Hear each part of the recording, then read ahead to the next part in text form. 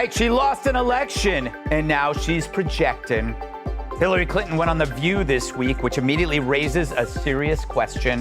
What's the weight capacity for that stage? But you'll never guess what she talked about. Her love of gardening, the things she does to stay healthy, how much she adores catching and cooking stray kittens. Nah, it was Donald Trump, as expected.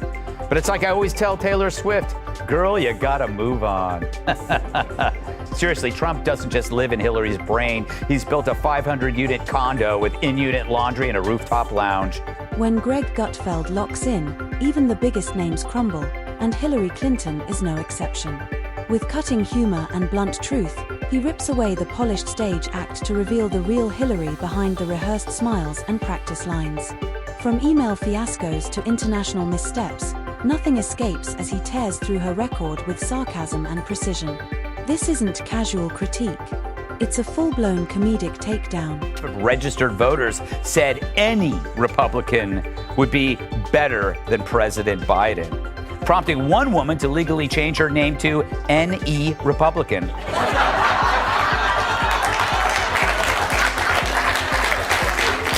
In Washington, D.C., the giant grocery chain has announced a ban on large bags. Great, now where will I shop? Complains one large bag.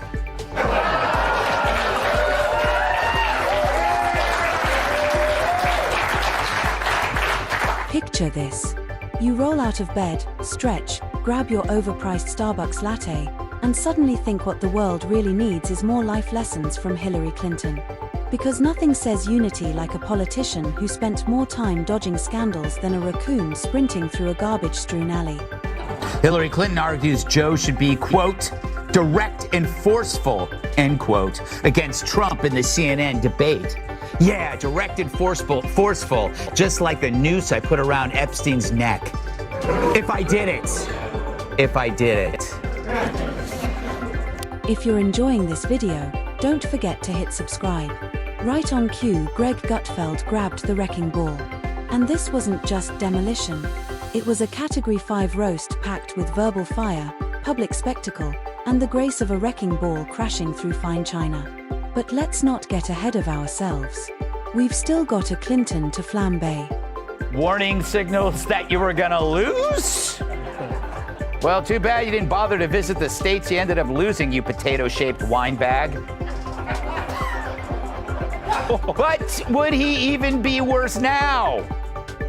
I think that he'd be even worse now because he was somewhat restrained, believe it or not, in the first term by people who he hired because he thought they would go along with him. And if political comebacks were a sport, Hillary would be the Michael Jordan of airballs. Every election cycle, like a recycled TV reboot, she reappears from the mist. New pants suit on, freshly polished sense of moral superiority and toe. It would almost feel poetic if the poetry were scribbled in Comic Sans by a committee of consultants who all flunked Ethics 101. And, they're going to try to ignore him for as long as they can because they're deathly afraid of him. And they're going to do to him what they did to me in the Democratic primary of 2020, which is pretend you don't exist. And then if people start noticing you, then they will try to smear and cancel and destroy him at all costs. I remember what Hillary did to you. Exactly. Yeah, and she's still standing. Baseless smears that repeated over and over and over again by the propaganda media until people actually start to believe it, and it starts causing some real. Let's take a little trip down memory lane back to the days when email servers hid in basement. Benghazi was just another spot on the map. And delete wasn't just a button, it was a lifestyle. After all, nothing builds public trust quite like wiping 30,000 emails faster than a teenager hiding text messages from their mom. Asking Hillary what will happen if Trump is reelected, which is odd because Hillary's an expert on not getting elected. I wonder, does she think it would end our country as we know it? I think it would be the end of our country as we know it. And I don't say that lightly. You know, I hated losing, and I especially hated losing to him because I had seen so many warning signals during the campaign. Greg didn't hold back. His eyes lit up with mischief, like tossing Mentos into a Diet Coke. Only this time, the The Diet Coke was Hillary's legacy, and the Mentos were truth bombs coated in sarcasm. He didn't even blink. With ease, he shredded decades of polished Clinton PR like ripping open a bag of chips. Flavor sour cream with a side of electoral delusion. This is why lefties always get all the commencement addresses, and they love to spout their opinions on award shows because they know there's no journalist there that will ask them a question. And the reason why, and he's the perfect example, none of their opinions are actually real. They are all assigned. Let's rewind to 2016. The plot twist that ruined brunch plans across America. Hillary was destined to win. That was the script. Hollywood, the media, even the ghost of FDR had their congratulatory tweets ready, but the voters in a flash of unpredictability replied, yeah, no. And how did Hillary handle it? With grace? Not exactly. She spent the next 5 years writing books, hitting the speaking circuit, and pointing fingers at everyone from Macedonian meme makers to James Comey. One day it was sexism, the next it was Russia, then misogynistic Wi-Fi Reuters, gluten intolerance, and maybe even gravity itself. It was less concession speech, more political remix of It Wasn't Me. Except instead of Shaggy, it was a rotating cast of scapegoats. Meanwhile, Gutfeld wasn't pulling punches. He tore in like a kid at Chuck E. Cheese with unlimited tokens. Every failed talking point, every recycled excuse, every lukewarm hot take from Hillary's post-election tour got roasted, dissected, and tossed onto the compost heap of bad politics. Because nothing says diplomatic success quite like turning a nation into a Mad Max sequel. In the Democratic Party's pocket since Hillary stopped having sex. That's like decades. Yeah. Losing the union endorsement is like P. Diddy running out of baby oil. There's a whole lot of friction ahead. When Teamsters polled their members about the Dems' new candidate, Cackles McKnee pads. And then there's the Clinton Foundation. That shining monument to what exactly? Charity, transparency, or just a family business dressed up in non-profit branding running with the efficiency of a DMV engulfed in flames? Millions poured in, yet the world stayed suspiciously the same. Coincidence? Doubtful. Greg called it out with the joy of a kid tearing open a present labeled hypocrisy. He reminded everyone that Hillary's Wall Street speeches weren't soaring leadership moments. They were 6F figure bedtime stories for billionaires. Less bold stateswoman, more customer service rep reading from a diamond-studded teleprompter, and the audacity perfectly polished. Greg stripped away the carefully crafted narrative layer by layer, revealing an onion of ambition, ego, and ironic detachment. And yes, there were tears, but only from the crowd doubled over in laughter. The alleged creator of the plan was Julianne Smith, a Clinton policy advisor that the unclassified Durham report refers to as Foreign Policy Advisor 1. And this woman, look how happy she is. She's like, I got away with everything. I nailed it. And then Obama made me the liaison to NATO. I mean, not Obama, Biden. Like I continue to get employed by these people because all I do is sit around and do the illicit bidding of my Democrat power boss. And then came Hillary's sudden rebrand as a truth teller. Quite the comedy, considering this is the same person who once claimed to be dead broke while owning more property than a monopoly board. Her bond with truth about as natural as a vegan at a barbecue. Awkward, tense, and riddled with contradictions.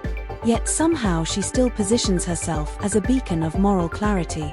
That's like volunteering as the designated driver at a demolition derby.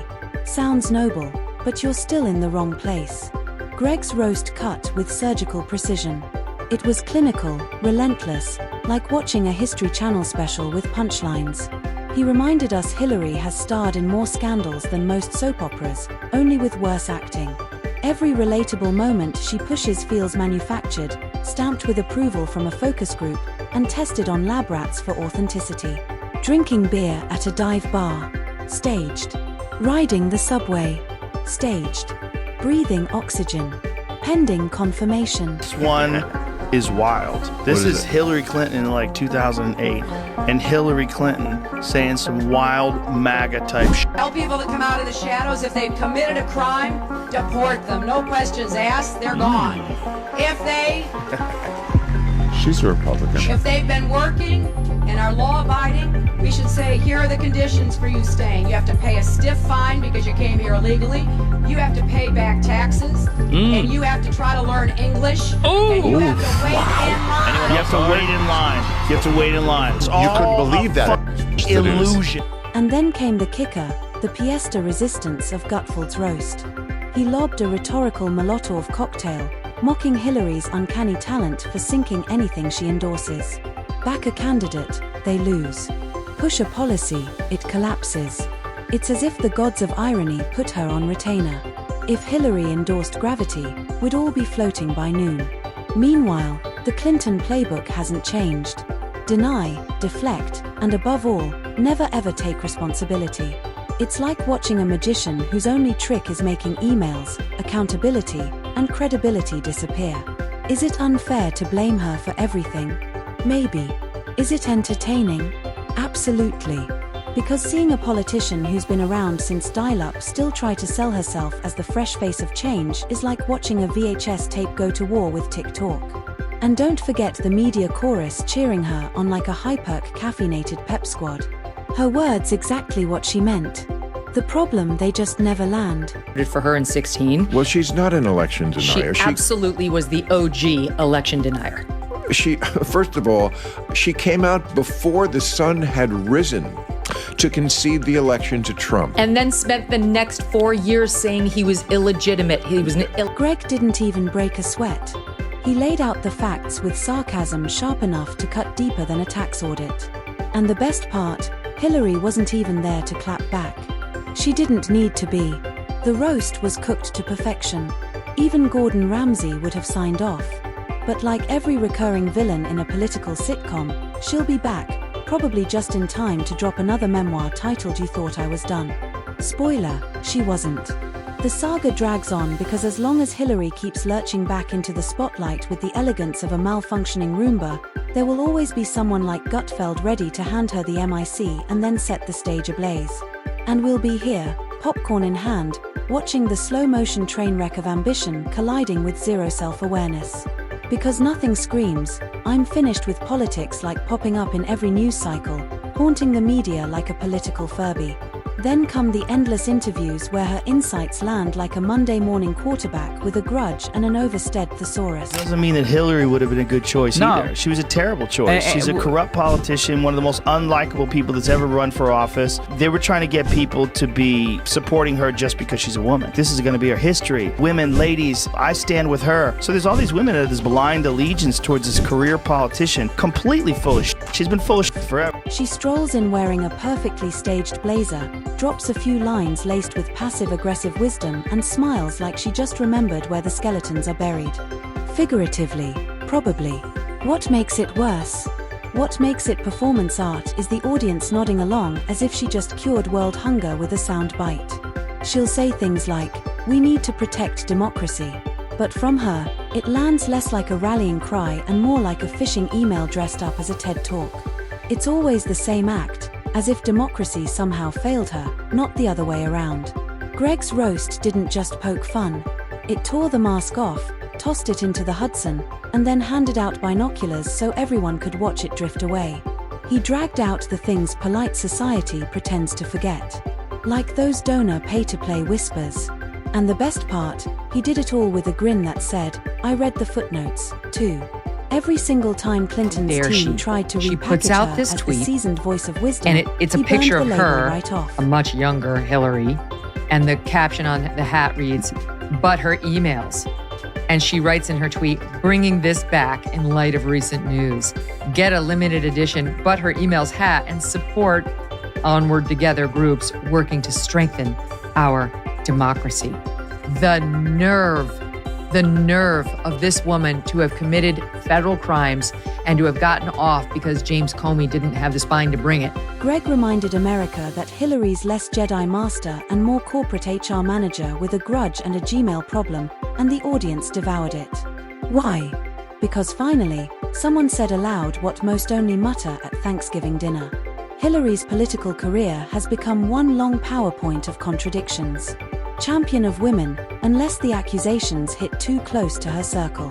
Defender of truth, unless it's under subpoena, fighter for the people. Sure, as long as those people are vetted donors with fast Wi-Fi. But here's the real irony. After decades of branding, rebranding, spin, and carefully staged silence, she still missed the one thing that might have salvaged her image. Genuine humility. That's why Greg's roast hit so hard. It was savage, yes, but effective because it shoved a mirror in front of her that she spent years dodging.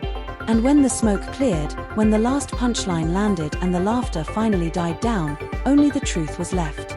Not the polished, consultant-approved truth, but the raw, unfiltered reality. Maybe Hillary Clinton isn't the misunderstood savior of democracy she imagines herself to be. Maybe she's just the loudest voice in the room, one that can't handle a hit. Because in the theater of politics, Hillary doesn't just spill the tea. She is the tea. Bitter, oversteeped, and impossible to ignore. And trust us, this is only the beginning. She must be working for Trump. Seriously, that is so bad it could turn Chelsea Clinton into a never Hillary.